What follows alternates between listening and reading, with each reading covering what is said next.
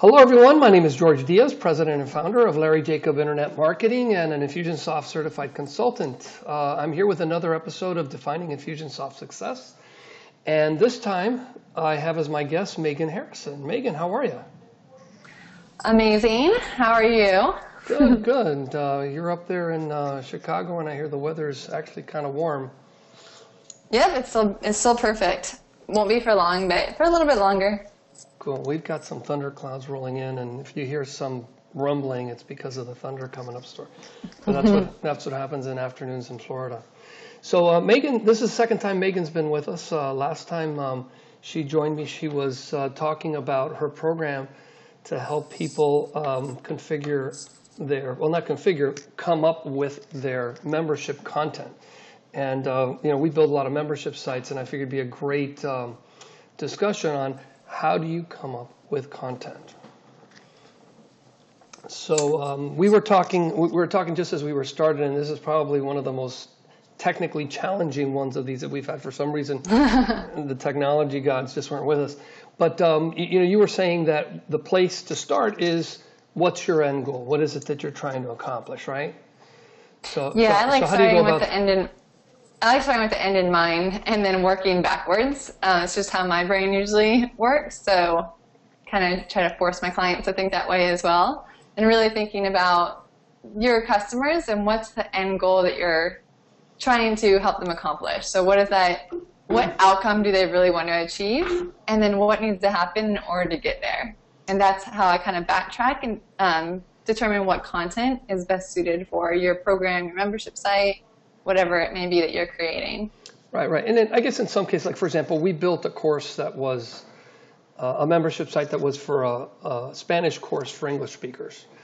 And we had another one that was, teaching people to build a programming language, to learn how to do Android programming. So it's content, it's courseware. That's really not what we're talking about. What we're talking about is someone who's either currently got a consulting practice, they teach people how to do something, or they consult, and now what they're trying to do is take something that's actually working face-to-face or in some sort of format and then bringing it to a membership site, right? Right. So that's the easiest. When you have something that's already working, you already have a system or a process or a framework that you're teaching people one-on-one or in group settings, then it's really pretty simple to transfer it into a digital format, but a lot more scalable. Sure. And matter of fact, a lot of times people come up and ask me, well, how long is it going to take to build this site?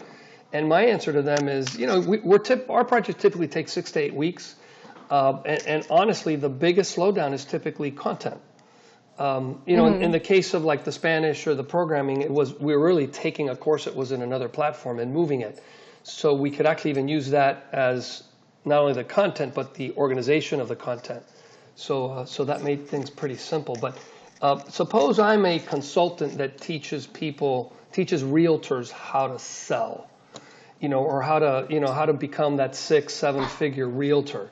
So how does your program work to kind of get this stuff out of people's heads and into a format that they can use?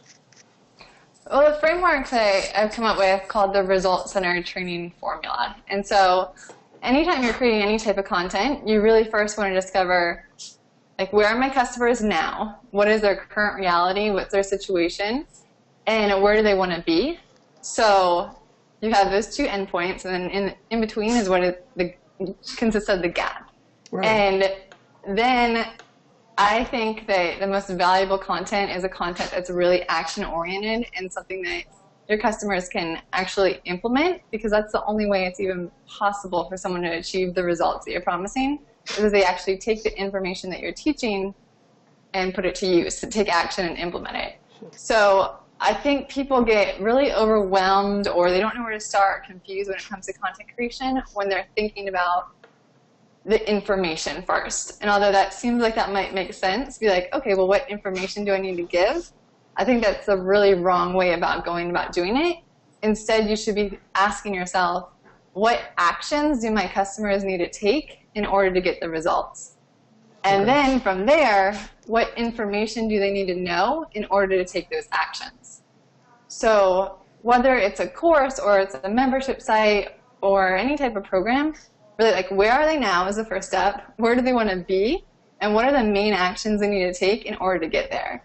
Then you include only that information that's needed in order to take those actions.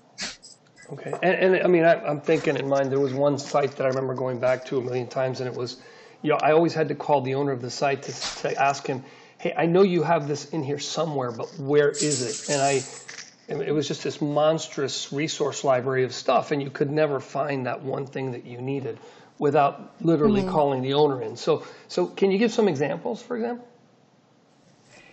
Yeah, I mean, so I'll use mine because it's just the easiest for me to recall right now. But like creating a program is or a course, there's a million different steps that you could think go into it. But really looking at it like, okay, so where are the customers now? They might be that they're just completely overwhelmed or like tired of working one-on-one. They've reached a cap in their business. They really want more time with their family and less time like traveling or consulting one-on-one. So where do they want to be is that they want to have a more scalable business model that brings in more money and more time. So, you're really talking about, feature benefits. Which is interesting. You're not talking about what I need to learn. It's kind of where do I want to go? Yeah, the learning is like, that's the information stage. So like step 1 is feature benefits. Step 2 is feature benefits. Step 3 is the action that needs to be taken. And then you can move on to the information. Because honestly, like, we don't care about information. We're completely inundated with it. And you can find as much information as you possibly could ever want just by doing a Google search.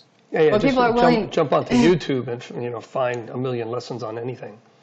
Yes, but so the question is, okay, if you can do that, why are people still willing to spend $2,000 for a program or $97 a month for a membership site? And because what people want is convenience and simplicity. So they want that system, that process, that step by step. They don't want to have to go on YouTube by themselves and have to search through like 90% crap to find the 10% that's good. Right. It's just time is our most valuable resource that we have. So if you can expedite the process of getting someone from where they are to where they want to be, you can really charge whatever you want, and people will be willing to pay for it. Yeah, and that, by the way, especially as a business owner, that's kind of a tough concept to wrap your head around. It's not how much it costs, it's how much it saves me. And if I need to get to point A from here, having someone give me the instructions for getting there it's just priceless to me, right? Yeah, I learned that the hard way. When I first started my business, I felt like I needed to do everything on my own. I needed to figure it out on my own. And I just remember I just think back and I'm like, how stupid is that? One time I think I spent 72 hours. It was like a straight 3 days of trying to figure out how to fix something on a website. There was like a media query issue, like mobile responsiveness. And it was like 3 days that someone, if I had just asked or like joined a membership site that you could have like live chat to ask a question, I would have saved myself 72 hours of headache and stress and just torture by doing it. No, and time that we don't have. The challenge there then with a membership site is, okay, let's say, I go through your whole program and I'm super excited about something and it's all action oriented. There's still that question of why why that person? Because then there's that trust factor. It's kind of like, well, the pitch seems pretty cool. Can I trust this person to really be the person that's going to show me this one thing that I want? And that's even more content, because now it's really your sales copy, your credibility pieces. And for example, I spent a ton of time producing content, like this program, for example, and I blog about membership sites in hopes that shows that I really know this subject matter really well. Now you get into the course, the idea is that, okay, the course had better be at least as good as what I've already seen, right? Right. And yeah, that's a whole other layer of complexity, or just not really complexity, but it is more work up front, as you really do have to build that trust factor and provide the content up front so people can kind of sift through the noise and see that you are providing real value. The other way that I think you can bypass a lot of time with as far as content creation is really getting good at your segmentation. I think there's a ton of different tactics, and like every day there's a new marketing strategy that's going to get you a million followers or a million new leads or everything. But when it comes down to like the actual like core strategy, I think segmentation is the most powerful thing that you can do. And membership sites work so well with segmenting because you can offer a free membership level, and once that user is logged into the account, you can track everything that they're doing. Yeah. So once you get very strategic about, okay, these are the types of people that I serve, or these are the types of pain points that people are having, I can create and craft my content around those core buckets.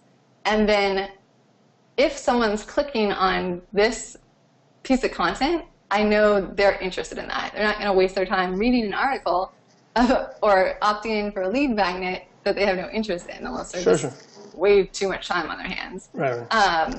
Yeah, so the segmentation pieces of membership sites are really powerful, and I think a lot of people don't take advantage of that to the extent that they can. Yeah, as a matter of fact, I just published an article last week. I called it about creeping your members. Because there's so much you can get on people. Especially if they're on your... Yeah, it is creepy. Creepy. And you know, it's funny because I started the article off with, you know, back in the day when caller ID came out and not everybody had it. You know, if you called me and I go, hey, Megan, how are you? You'd be going, oh, my God, how did he know that? If you weren't familiar with it. So you got to be careful with all this information that we have. But then again, you ought to put all the information you have on your members to use. You know, if someone is completely interested in learning one specific thing, you know, here's a chance for upselling or for, you know, additional focus on content of that type, right? Definitely. So in your, you know, getting back to your program, so you've got your end goal in mind. What's kind of the workflow that people would use if, you know, they were thinking, so before they would come to someone like me to build a membership site, they'd be kind of they'd better go over that exercise, or then my 6 to 8 week project is going to be a year and a half because they don't have their content, right? So I've had a lot of clients that ended up being like that. They're like, oh, let's go create a course. I'm like, okay, we're ready. Where's the content? Like, oh, it hasn't been created yet. I'm like, why are you that is my biggest pet peeve. That kind of goes down. That goes down to what we were talking about, the action step. So I thought about the whole process as a whole, and I'm like, okay, so they're here, they want to be here. What do they need to do in order to get there? Like, first and foremost, the step number 1, which would be like module 1, is you need to validate your idea. You need to make sure that there's other people willing to pay for this before you invest all this time, money, and energy into creating that product. Because and you've got, that's part of your process. There's a methodology for that? For the validation, yeah, there's multiple things that can be done. Like, it kind of depends on if you already have a audience or you don't have an audience. So if you have an audience, it's really good for just to do a survey is the simplest way. If you don't have an audience already and you don't already have a list, there's a little bit more work that goes into it, such as creating a lead magnet and then running paid advertising, and then just measuring the clicks. So if you create this lead magnet that's directly related to your content, and you put that on Facebook, and you're getting no one to click on it or no one to opt in, it's kind of a bad sign. Well, and it's actually a good sign that you found it out then and not after you built this huge thing. 6 months later, $30,000 down the hole. Exactly. Not that much, but no, but I mean, but you know, the amount of time, the amount of effort it takes to get something like that built. Yeah, definitely. And then the other thing is a lot of people are scared of competition. And I say, like, competition is a good thing. It means it's validating that there is a market for your idea. Yeah, you have more people fighting for it. Yeah, well, if you have other people that are successful selling something that you want to create, that means there's people that have a need and they're willing to pay for it. And then you don't have to be intimidated by the competition because it's all about the messenger. Like, people are going to relate to some people really well, and then they're not going to like other people. So, but I don't know, you have a different viewpoint, a different way of teaching, a different style. There's going to be people that are drawn to you, and there's going to be people that are repelled from you, and that's completely fine. Right. Right. No, no, yeah. Matter of fact, I was talking to a customer this morning, and he teaches people how to draw. So he's, he helps artists kind of get started and actually refine their talents. And he's going, oh, so many people have come into this market, and I've lost, he's lost people. And I go, look, again, and I've seen what other people in the space are doing. I go, very few people are doing what you do the way you do it. And just think of someone who's learning how to draw. I mean, that's a very personal connect. It's a personal relationship you have with your teacher, with your instructor, and he just has a real knack for it. I go, don't downplay that. I don't know why this popped in my head. It reminds me of this conversation someone was having. I don't even know why it's getting brought up. It's how much I love dogs, and the guy asked me, he's like, oh, do you bring your dog everywhere? I'm like, yeah, pretty much. And he's like, aren't you worried that that might limit the number of people would be interested in getting married or dating? I'm like, no. I was like, if someone doesn't like dogs, then I had absolutely no interest in being with that person. And it's the same way. It's a qualifier for you, right? Yeah, I was like, if you're having a conversation like, oh, I don't like dogs, it's like the music stops, like that. Yeah. Like, okay, have a nice life. I'm going to go hang out over here. No, and I mean, people, hang out with, do business with, people they like, people they trust. And, something as common as, fortunately, the two dogs are quiet right now. I don't know where they are in the house. But, it's just kind of part of who we are. And are you picking up yours? Yeah, I'm at work. She's here. Oh, cool. Very good. Very good. I don't know where mine are. They're somewhere. But usually they're barking when the mailman comes and you can hear them. So good. Well, I mean, this is the kind of thing that I think more of my clients kind of need to have an idea of. And, we've talked about it. I've helped promote some of your content creation products just because, again, I can either get them prepared or I can suffer through. I mean, I literally have one client right now that we're probably on month 8 of a project that should have been a month and a half. And, I basically put the project in mothballs. It hangs out there until the client is ready to come back. And, it's not good. It's not good for me. It's not good for them. So that's just the way it goes. Yeah, I actually started implementing in the contracts, this is the amount of time that should take this project. If it extends that, we'll give you some buffer time. But after that, there's a retainer fee in order to continue the work. Otherwise, you start back over to having to put the deposit back down because it is very draining on the business and my resources to have an open project where it's communication back and forth. It's very draining for resources on both parties. So I just try to eliminate that up front. No, good idea. I'll talk to you about that afterwards. So Megan, let me ask you, if people wanted to reach out to you and find out how to work with you, how would they find you? My website would be the easiest, so megankharrison.com. Okay. And that would probably be the easiest. And I'll give you links, of course, too, that you have. Yeah, and I'll make sure that when we publish the program that I put links to your stuff so people can find you. So very good. Well, hey, thank you so much for spending the time with me here. I appreciate it. Thank you. It was great talking with you. Good. And what's the puppy's name? Lexi. Okay, well, bye, Megan and Lexi. Have a great day. Bye.